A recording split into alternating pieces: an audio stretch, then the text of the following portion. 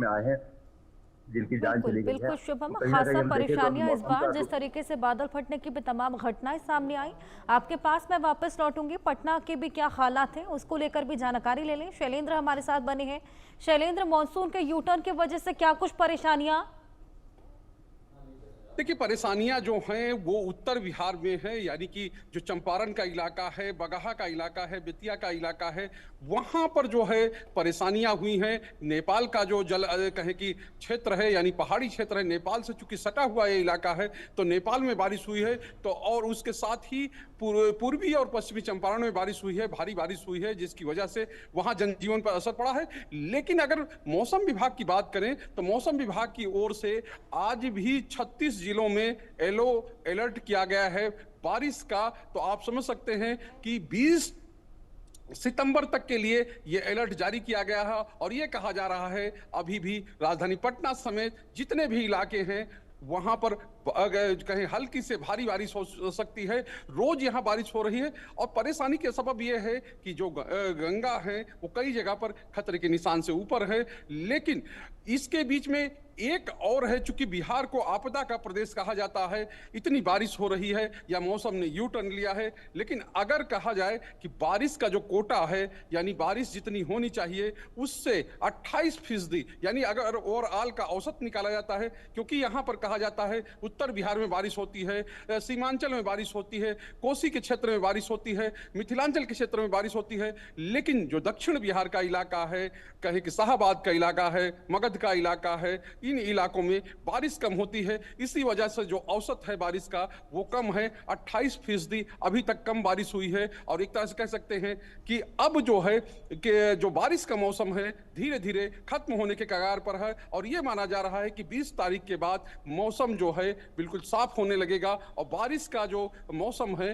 वो खत्म होगा। लेकिन इस बीच में यही चीजें हैं कि उत्तर बिहार में परेशानियां हैं और दक्षिण बिहार में अभी वैसे हालात नहीं हैं। लेकिन मौसम बदला है, बादल यहां भी छाए हुए हैं, तो कह सकते हैं कि आने वाले समय में या आज कल और परसों 3 दिन में यहां बारिश हो सकती है। बिल्कुल, जिस तरीके से फिलहाल ये बताया जा रहा है कि जल्दी वहां पर मौसम साफ हो सकता है। इसी बीच सिद्धार्थ, मैं आपके पास आऊंगी। वहां पर कब तक बताया जा रहा है कि मौसम साफ हो जाएगा?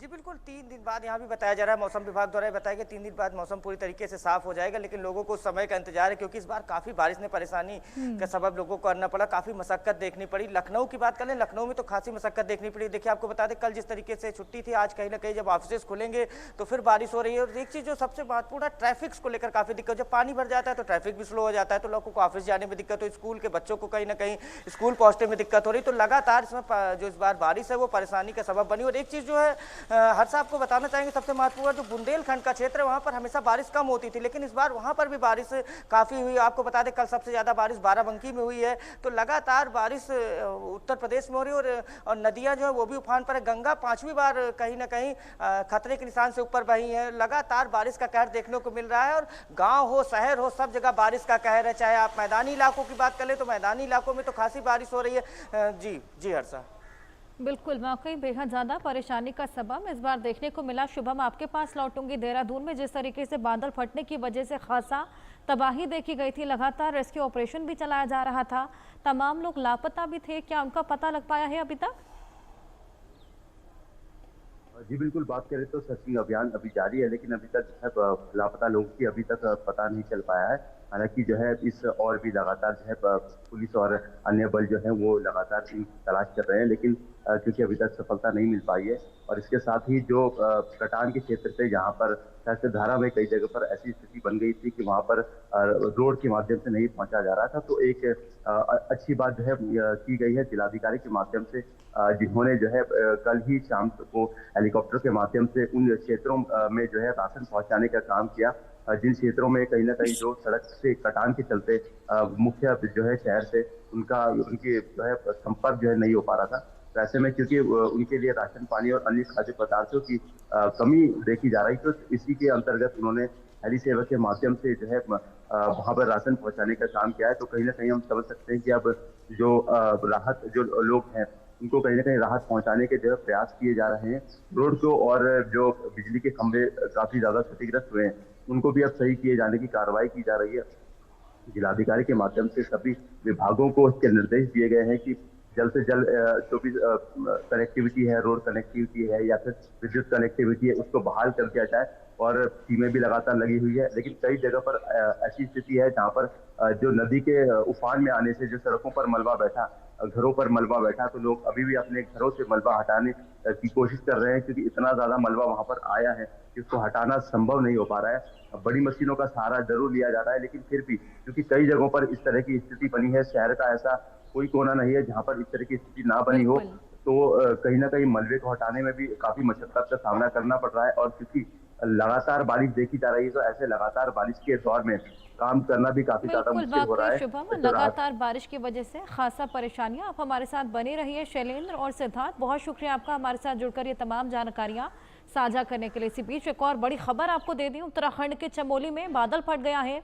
चमोली के नंदा नगर में घाट में ये तबाही देखने को मिली है। बादल फटने की वजह से 6 लोग मलबे में दब गए हैं, 7 लोग लापता है। 2 लोगों का रेस्क्यू किया गया है। मसूरी में भी 2500 पर्यटक फंसे हुए हैं। ये बेहद बड़ी क्षति एक बार फिर से बारिश की वजह से देखने को मिल रही है। आए दिन जिस तरीके से बादल फटने की घटना इस बार मानसून में देखने को मिली, वो वाकई बेहद डराने वाली। चमोली में बादल फटा है, जिसके चलते 2500 पर्यटक फंसे हुए हैं। नंदानगर घाट में तबाही है। मसूरी में भी 2500 पर्यटक फंसे हुए हैं। हालांकि 2 लोगों को रेस्क्यू किया गया है।